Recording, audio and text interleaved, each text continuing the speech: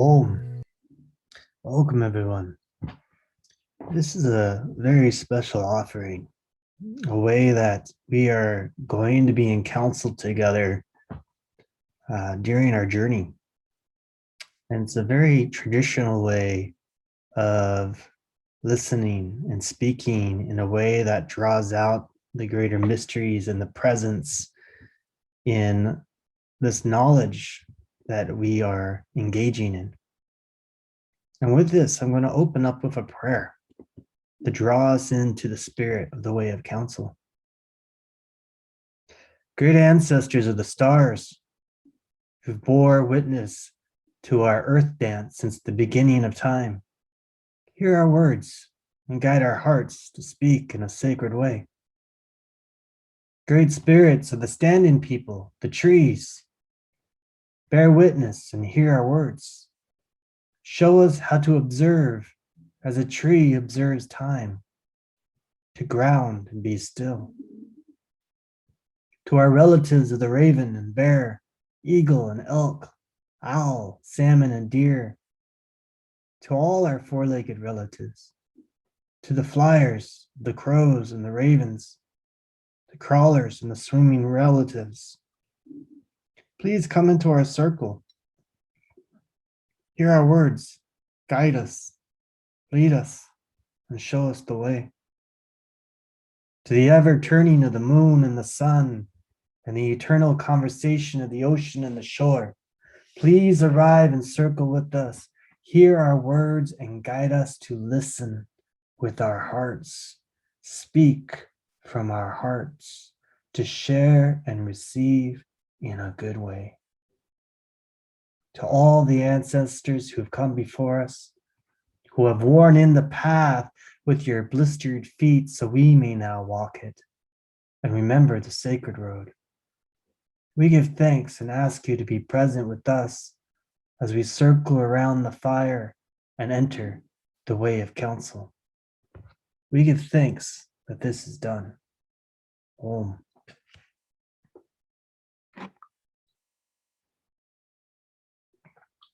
What makes the sacred road sacred is when we learn to listen in such a way we become receptive to all of creation speaking, expressing, and sharing. There is a way of listening that connects us with the soul of who or what is speaking. There is a way of speaking from the heart that connects you and Great Spirit with whom you speak. After one finishes speaking, we pause. We allow the deep silence hold the words before arriving within us. In this deliberate silence, this deliberate pause between what has been spoken and the receiving of it, lies the opening for the spirits who are present to arrive into the conversation and weave the deeper essence into the words being spoken. Here we experience we're merely part of a conversation greater than our words, a more ancient conversation between soul and soul. And this is what we call the way of counsel. It is not merely a way of holding circles and negotiating or healing. It is a way of being in the world where you are fully present and receptive to all this moment is offering. It is a way of life.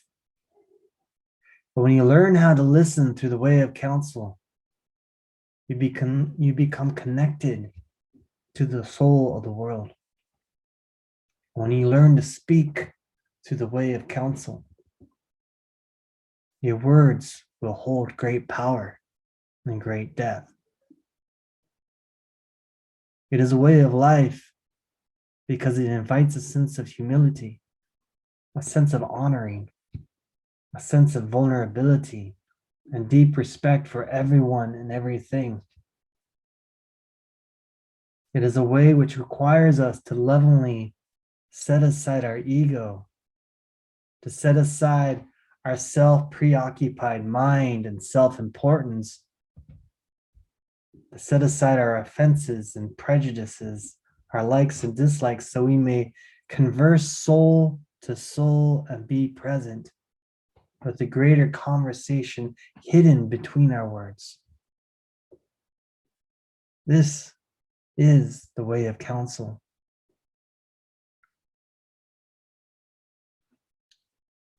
The way of counsel is a simple teaching that arises from living close to the land and having an intimate connection with nature.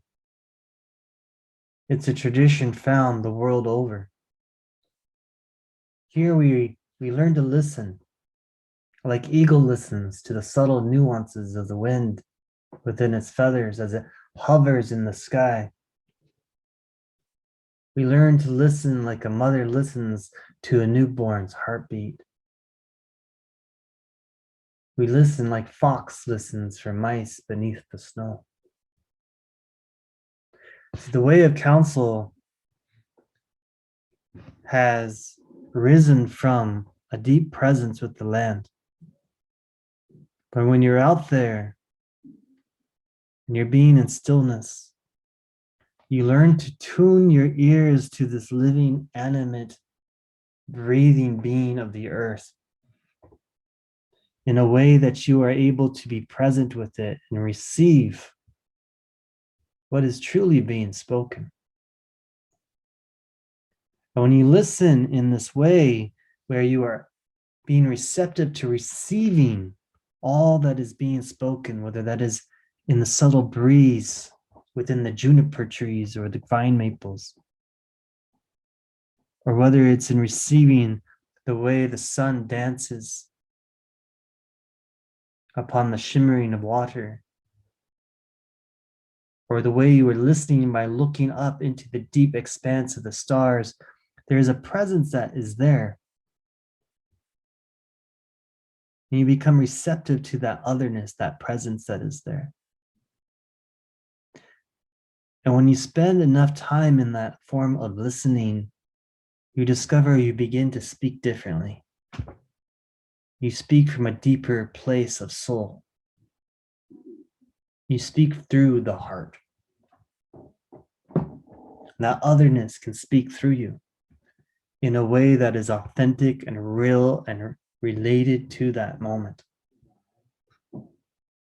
Then we think of how fox listens to mice beneath the snow, or how eagle listens to the nuances of the wind. We can see how each of their listening is an act of seeking, an act of connecting with what is sought, so it is felt within them, in which it becomes a part of them, and they a part of it. That's a special thing. See, in counsel work, and being in circle, this is a gateway to that mystery. And that gateway to the mystery is listening. We listen in counsel with more than our ears. We listen with the same awareness a mountain person gives to the wind in the alders. We practice the way of counsel. As we practice this, we listen increasingly without reaction, without being influenced by long-held thoughts. We listen as a 5-year-old would listen to a favorite bedtime story. And again, when we listen this way, the person speaking is able to do so authentically. We can see his or her story unfolding in front of us. Participating in counsel teaches us how to let go of personal expectations and become fully attentive to others. And in this practice fosters a compassionate response and provides a continuing source of wisdom. Compassion arises naturally when we listen with respect and we express ourselves honestly with an open heart, whether it be words or song or movement or silence. Wisdom flows from the wholeness of the circle, and And it is beautiful. And so this act of the way of counsel is in a very ancient practice of just that arises from being present with the land and nature. And in our first module, we are going to specifically focus in on how do we attune ourselves into this deeper way of listening. Now, as far as the way of counsel, there are 4 main intentions that we are going to practice in each circle as we gather together to draw in this otherness and create a container for us to speak authentically and to draw our ears and tune ourselves into this greater mystery. And these 4 intentions, the first of which is to listen from our heart. The success of any counsel is largely determined by the quality of the listening in the circle. Right? And the Quakers would say we want to have devout listening. Right? The speaker feels empowered and is more likely to rise to the occasion because we have tuned our ears, our hearts into the circle that what is about to be spoken is going to be fully received. So listening devoutly helps the listener feel more connected to the speaker. And when people sit in counsel and listen heartfully to each other's story, we discover that Great Spirit listens also. There's that otherness that comes in. So really this basic form of counsel creates the framework for attentive listening because that option to interrupt has been removed. And there's something special about listening in this way. Listening from the heart is energizing. Even if the speaker is not articulate or the story is dull or the topic isn't, your cup of tea, when you can listen full-heartedly, there's this energizing effect by it. And adopting a sense of curiosity, a beginner's mind, recognizing that you are both in the circle and what is being spoken has some message for you. Or the message may be in your resistance to be present and listen and receive. So as we enter into counsel work and we do our fire counsels, the first real intention is invite yourself to be so present that you are really listening in and drinking in what others have to say. The second intention is speaking from the heart. And speaking from the heart doesn't necessarily mean saying something nice about oneself or somebody else. Speaking from the heart means being as honest as one is feeling within the safety of what the circle permits. A lot of counsels can be a safe place for tough love. And it means saying something that really matters. And if you're really in a place of listening, we discover that when you are in a place of presence, that you will naturally and organically speak from your heart. Speak what is most of matter in your sharing, because that may shift as you listen to others in their counsel. And the third intention is brevity, to be of lean expression. Right? As a general rule, everyone should receive their fair share of the counsel's attention. Right? We want everyone to express themselves in lean ways. We also recognize that some individuals may need more time if their stories are truly longer and they have more going on at that moment. Right? What we're doing here is we're acknowledging that the speaker is being given undivided attention, and it should be used wisely. Simplicity and passion are two attributes that support this heartfelt expression. And we find that long, rambling stories about people unknown to others in the circle or getting lost in topics unrelated to our focus at hand, it often can place a strain on the circle's patience. So being focused on the core, what's moving within you, helps everyone stay attentive and honors the circle further by showing a willingness to take risk. See, being of lean expression helps to improve your ability to be concise and to find words and images that enliven your story and your statements. Being concise provides a focused container for others to tap into the true heart of what they're experiencing and wants to be expressed through them, right?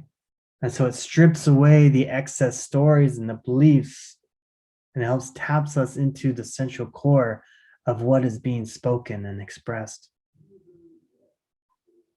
So in these four intentions, the first intention is really listen with your heart when someone is speaking, and to allow a space of pause before you speak, that you may ground in and speak through your heart what is wanting to be expressed through you, rather than just what your mind is wanting to speak.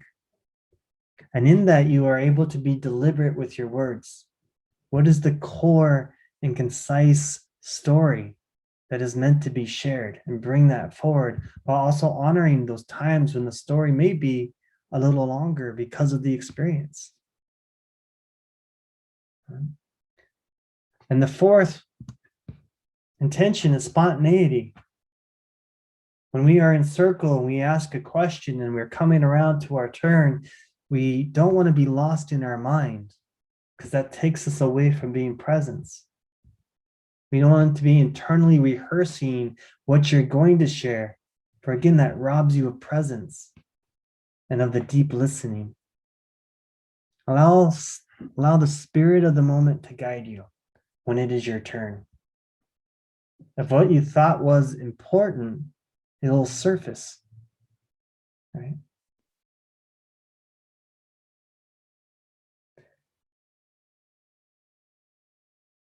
And so in this, you can allow what is inside you to begin to change, because as you are speaking and other peoples are sharing, it's going to draw out other lessons and other learnings that you may not have known. So allow that space for you to be spontaneous and to be present. And those are the four intentions of the Way of Counsel: to listen from your heart, speak from your heart; brevity, to practice lean expression; and spontaneity. And in this, when we experience this, we will find that the circle becomes alive, conscious, with its own intelligence of what is needed, right? The spirits come in and draw out of us what's ready to come into the circle for the speaker and the circle as a whole, right? We learn that each voice in the circle, including your own, is part of the larger voice of the circle.